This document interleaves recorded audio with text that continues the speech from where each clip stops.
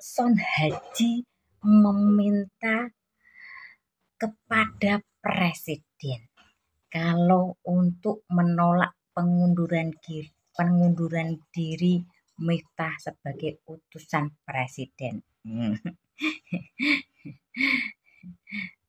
Bapak ya,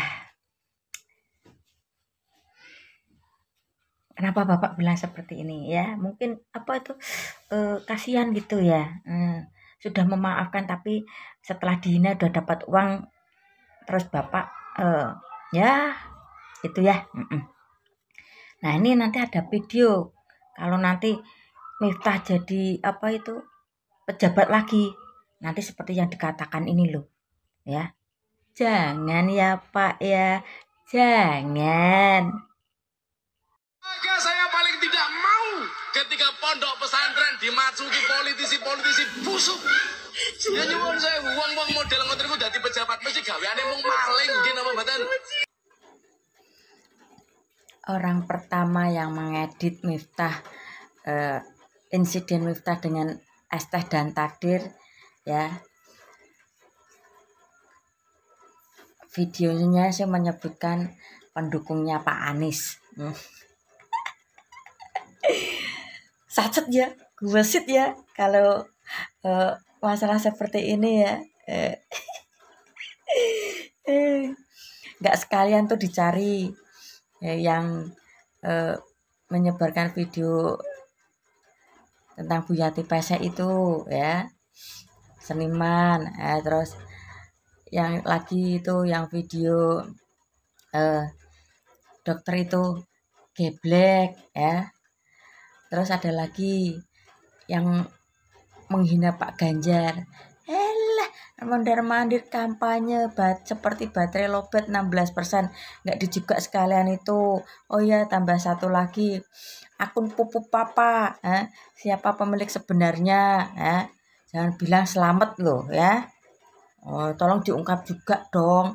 Masa yang ini satset gesit banget ya. Saya kan orang gaptek, tolong dong carikan orang-orang tadi yang itu gaptek yang saya sebut-sebut tadi itu katanya si julukan smart people aja nggak bisa mencari siapa pemilik sebenarnya akun Pupu Papa. Kalau ini kok gesit banget saset wele gimana, masih nggak terima apa mungkin masih judek. Jakarta kalah sama PDIP, Bali juga kalah sama PDIP ya, Sumatera ya.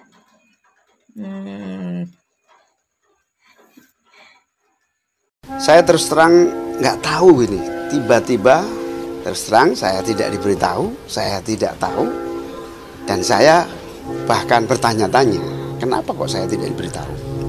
Sampai hari ini saya nggak tahu. Buat tunjukin dapat video ini suaranya, coba didengar.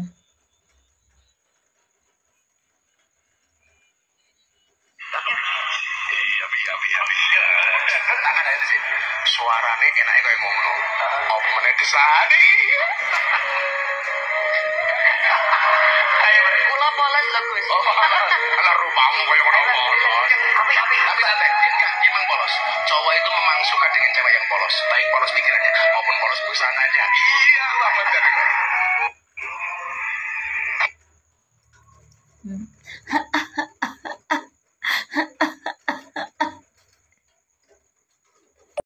Ada yang bilang ya peristiwa es teh dan takdir itu yang mengedit orang yang tidak suka sama Miftah ya, ini dipolitisasi. Habis ini nanti tak putarkan video ya, yang mulai awal siapa ya. Ada pepatah ini, lu jual gue borong ya silahkan itu borong nih ya, karena saya nggak mampu borong karena belum ada uang banyak ya.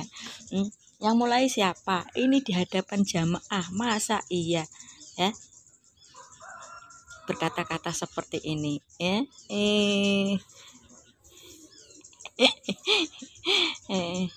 Ya. Terus ada yang komen, untungnya apa buat ibu? Nggak ada untungnya ya, karena orang inilah ya sehingga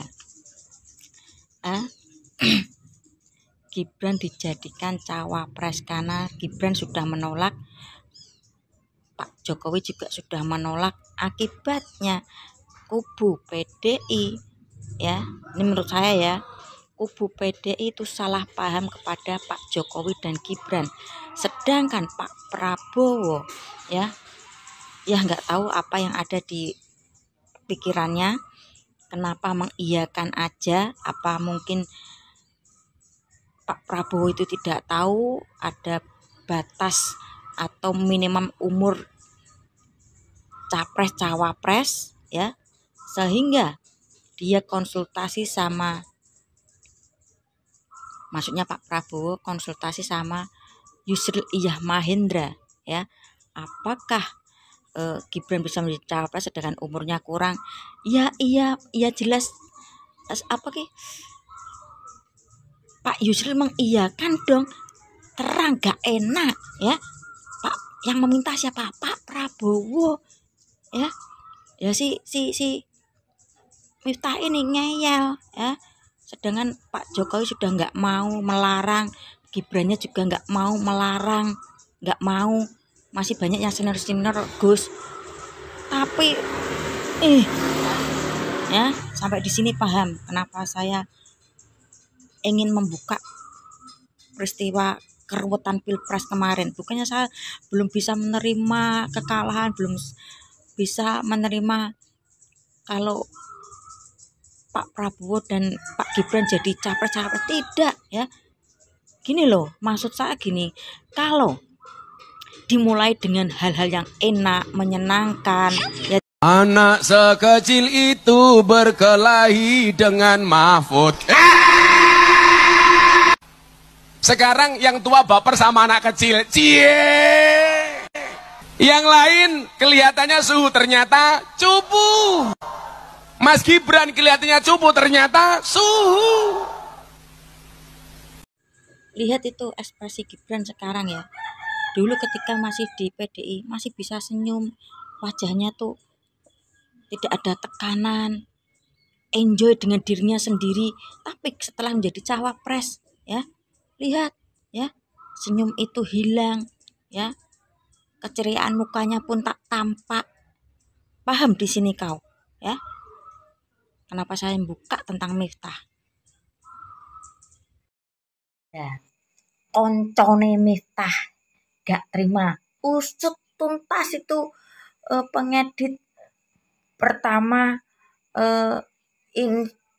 video Esteh dan Takdir ya. Ini sih sudah diketemukan ya, perempuan namanya ya, inisialnya ya CS ya. Kalau saya pribadi sih nggak menyalahkan orang yang mengedit ya. Kalau dia tidak berkata seburuk itu ya, otomatis nggak akan rame. Mungkin saja ini lagi apesnya Miftah ya. Ingat, hari apes itu nggak ada yang tahu ya. Katanya mau dilaporkanlah si CS ini ya. Kalau boleh saya nambahi atau membubuhi penyedap rasa, Pak Mahfud itu ya dikatakan seperti apa? Anak sekecil itu berkelahi dengan Mahfud. Yang tua baperan sama yang muda. Kupikir yang tua suhu, ternyata cupu ya. Pak Ganjar dibandingkan dengan Komeng. Komeng aja yang nggak kampanye hasilnya tinggi. Ini alah. kata-kata halah-halah gitu. Halah-halah. Sing kampanye ngalor ngidul ngetan ngulon, hasilnya 16% seperti baterai lobet. Mau berkata dipolitisasi ya. Yang marahi duluan siapa, yang ngawali duluan siapa?